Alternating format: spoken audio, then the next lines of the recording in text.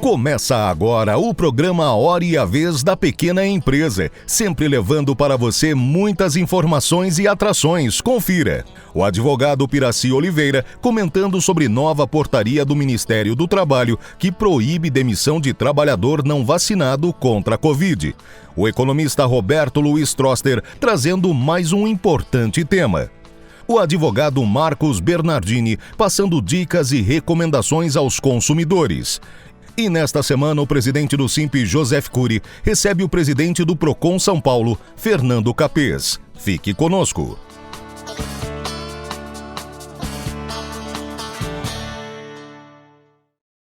Olá, a semana começa com uma grande turbulência no aspecto trabalhista.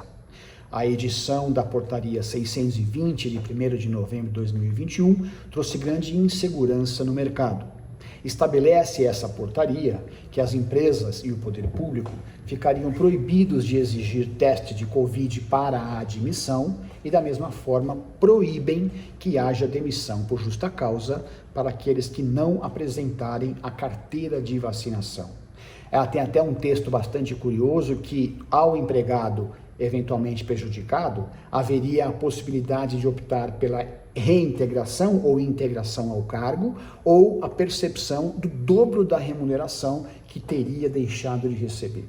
Isso traz insegurança, incerteza, porque essa matéria já é parte dos julgados no âmbito trabalhista e, mais do que isso até, o próprio Supremo Tribunal Federal já decidiu, sob o manto das decisões com repercussão geral, de que a exigência da vacinação não é inconstitucional. Nós temos aí julgados, por exemplo, o Tribunal de Justiça de São Paulo exige a apresentação da vacina para entrar no seu prédio. Isso já foi apreciado e foi tido por regular. Portanto, quando o Executivo faz uma atitude como essa, acaba trazendo incerteza, insegurança, sem nenhuma necessidade, nenhum objetivo prático para essa operação. Portanto, como já falamos em outros programas e reiteramos nesse momento, a exigência de carteira de vacinação em processos seletivos, bem como a demissão por justa causa daqueles que decidem, por livre e espontânea vontade, não se sujeitarem à vacina, é constitucional. Não há aqui nenhuma questão de direito garantido ou de direito individual. Prevalece o interesse coletivo. Uma empresa representada pelo seu ambiente de trabalho é algo que tem que ser tratado no âmbito coletivo. Qual direito se sobrepõe? E aí já os julgados estabelecem que o âmbito coletivo se sobrepõe ao individual. Portanto, a exigência de vacinação é constitucional. No próximo programa, traremos novidades em relação ao ambiente de trabalho, especialmente essa questão da Covid.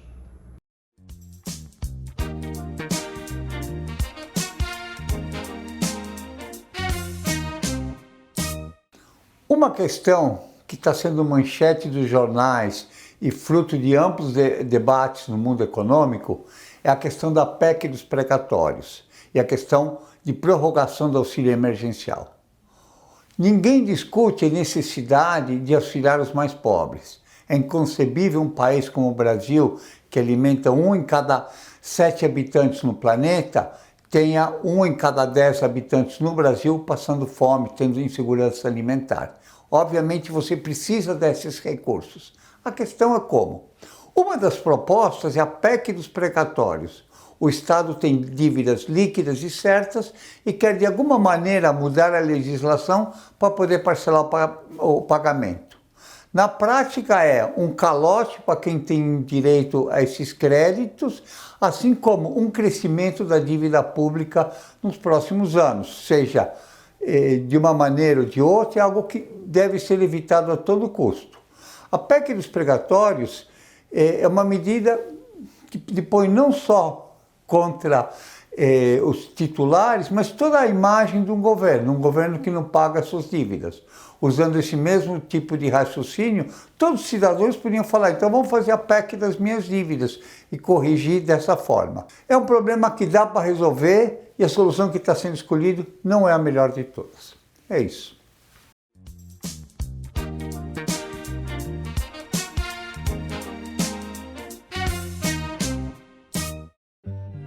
A letra K, de Kant, considerado o principal filósofo da era moderna. Kafka, um dos mais influentes escritores do século XX.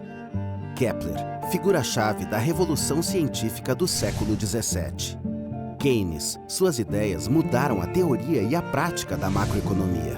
O caminho para o sucesso começa com a letra K. Acesse captar.net e descubra tudo sobre esse caminho.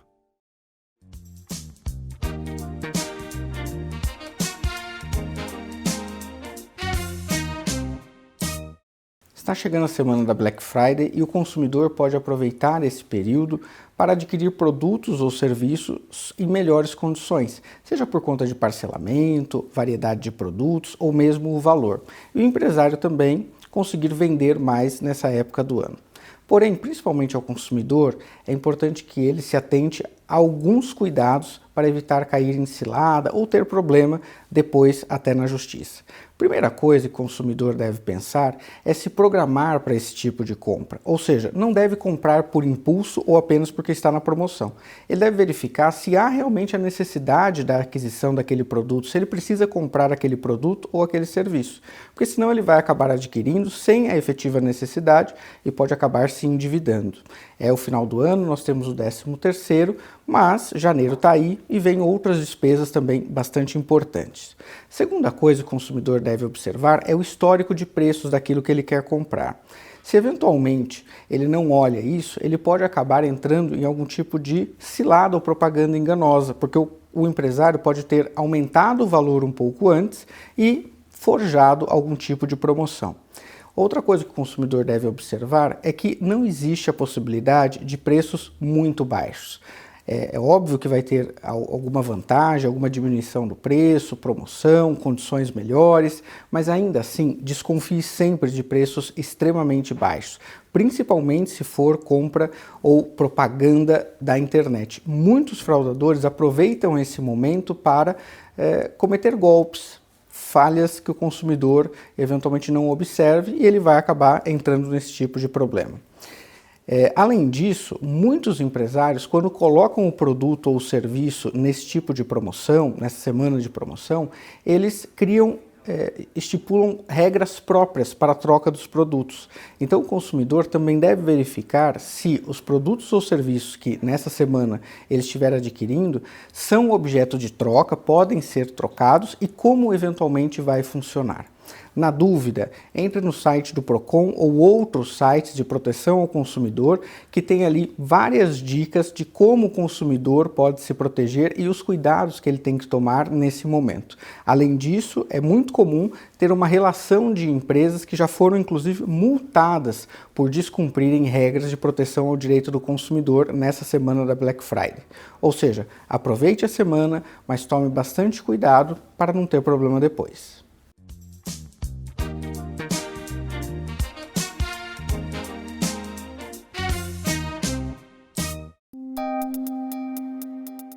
Entrevista da semana. O nosso convidado de hoje é o Dr. Fernando Capês, presidente do Procon São Paulo. É um prazer tê-lo conosco. Prazer é todo meu, uma honra muito grande. Muito obrigado pela participação. E agora começam as grandes perguntas. Bora. Como é que você saiu do Ministério Público e foi parar no cenário político? Bom, Coro, depois de me formar pela Faculdade de Direito da Universidade de São Paulo, fui aprovado no concurso do Ministério Público, fiquei 20 anos exercendo a função, fui promotor de defesa do patrimônio público, enfrentei a violência das torcidas organizadas de futebol, trabalhei no Tribunal do Júri, enfrentei a máfia do lixo, enfim, tive várias atuações destacadas no Ministério Público. Quando chegou o ano de 2006, os meus colegas do Ministério Público pediram que eu saísse candidato a deputado. E por quê? Porque o Ministério Público tinha, como tem hoje, muitos inimigos, muitos adversários. E a instituição precisava de representação na Assembleia Legislativa de São Paulo e no Congresso Nacional. Então, atendendo a esse pedido, que veio da classe, de vários colegas, eu me candidatei a deputado estadual E na primeira eleição me elegi com quase 100 mil votos. Depois eu me reelegi com 210 mil votos. E na terceira eleição fui o deputado mais votado de São Paulo com 306 mil votos. Foi o deputado estadual mais votado da era analógica, antes que chegasse a era digital, com votação, com campanhas pela internet. Há pouco tempo atrás, denúncias foram apresentadas, acusações foram apresentadas e o tema sumiu. Ao que você acredita que causou isso? Esses inimigos que você criou no caminho? Qual é o cenário? Eu cheguei a uma conclusão. Nós estamos vivendo uma época do vale tudo. Não há limites. Eu sofri uma acusação de fraude em merenda escolar e ali eu pude perceber que não há mais limites morais, principalmente por algumas pessoas encarregadas da tarefa de distribuir justiça. A acusação contra mim começou com a falsificação de depoimentos dentro de uma delegacia de polícia. Meu Deus. As testemunhas depoentes ou suspeitos que foram presos em janeiro de 2016, enquanto eu estava com as minhas filhas passando férias, tiveram seus depoimentos alterados dentro da delegacia. Inclusive, uma delas acusou o promotor de escrever o depoimento dela. E uma delas foi coagida a falar meu nome. E na segunda vez que ela retornou à delegacia e foi coagida novamente, ela gravou. O advogado gravou a coação. Então, existe prova de gravação, prova de testemunhas de que a acusação contra mim feita foi uma acusação fraudulenta, baseada em provas ilícitas, provas falsas e crimes cometidos pelos delegados e pelo promotor que atuaram na investigação. Quando a denúncia foi elaborada, o procurador-geral da época disse que ia arquivar, foi feito o arquivamento foi rasgado e a denúncia foi feita no ano da minha eleição, 2018, com ampla publicidade. O desembargador que investigou, que atuou no caso, porque eu fui investigado perante o Tribunal de Justiça, por ser representante do Ministério Público. Sim. Ele disse: trata-se da execração pública de um inocente. Rejeitou a denúncia. O Supremo Tribunal Federal confirmou a rejeição da denúncia. Ou seja, o processo nem começou. E os meios de comunicação ficaram com vergonha de informar a população sobre o que aconteceu. Mas eu nunca saí da luz. E os meus acusadores estão escondidos, com medo. E eu não tenho. Eu rastreio nas redes sociais ainda quem fala sobre esse tema e me ataca, localizo, instauro inquérito policial e a pessoa, ao tomar conhecimento dos fatos, ela se retrata. É importante saber que a Corregedoria do Ministério Público sequer instaurou uma sindicância contra mim, tão frágeis eram as provas. O Conselho Nacional do Ministério Público também arquivou. A Corregedoria Geral da Administração arquivou. O processo criminal foi arquivado. E o ano passado, o MP Federal tentou fazer uma gracinha e entrou com uma ação de improbidade querendo requentar o assunto. Durou 16 dias a ação antes de ser trancada. Então, vivemos uma época em que a honra vale muito pouco e que muitas pessoas encarregadas de distribuir justiça carecem de qualidade moral para fazê-lo. Nós estamos indo agora aos meios de comunicação e amplamente informando a população. Portanto, para informar a população, já que os meios de comunicação não fizeram, a acusação de fraude na merenda escolar foi trancada, encerrada em definitivo e hoje eu estou processando tanto o policial quanto o promotor na Corregedoria da Polícia Civil e no Conselho Nacional do Ministério Público. Ou seja, não vai deixar barato. Se eu não errei, eles erraram. Alguém tem que ser punido. Bem, nesse cenário todo de injustiças, hoje você é o presidente do PROCON. Perfeito. E um dos papéis do PROCON é aplicar multas, punir, endireitar, quero crer que conciliar também. Qual é o papel, na sua visão, que o PROCON deve desempenhar?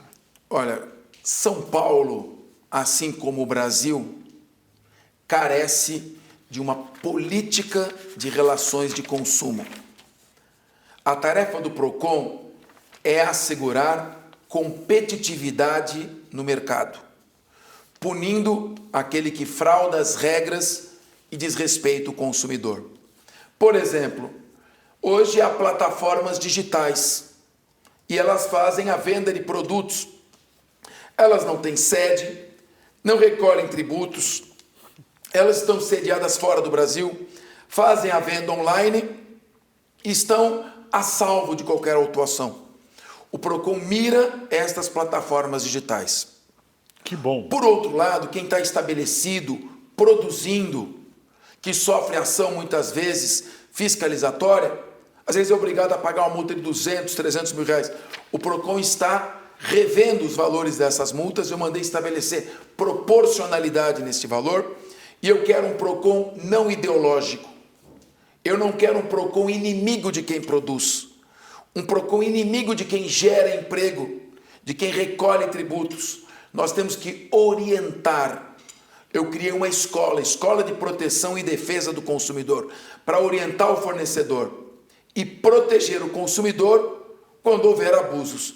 E temos tido uma ampla aceitação, o PROCON reacendeu, renasceu, e hoje os fornecedores nos respeitam e os consumidores sabem que podem contar conosco. Na verdade, você enfrentou alguns desafios extremamente fortes na pandemia e com a perda de poder aquisitivo da sociedade. Como é que foi essa fase? Como é que chegamos aos dias de hoje? Imagina o seguinte, a pandemia é um evento classificado no direito como caso fortuito, porque foi imprevisível, e força maior, porque foi incontrolável.